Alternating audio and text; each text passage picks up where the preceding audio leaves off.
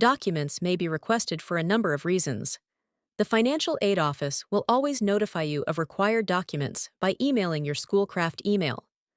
To submit required documents, you can go to the Financial Aid section of Ocelot Access and click on the Required Documents link.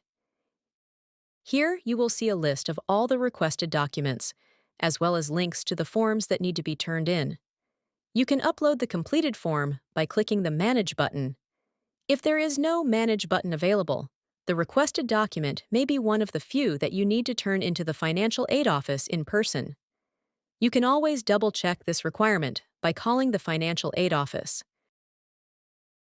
All financial aid forms require you to include your name and student ID number on the form. They also require handwritten signature. The Financial Aid Office cannot process documents with typed or digital signatures. Once a document is submitted, it will take approximately 1 to 3 weeks for the office to review. You will be notified once your documents are reviewed. For additional information, please contact the Financial Aid Office.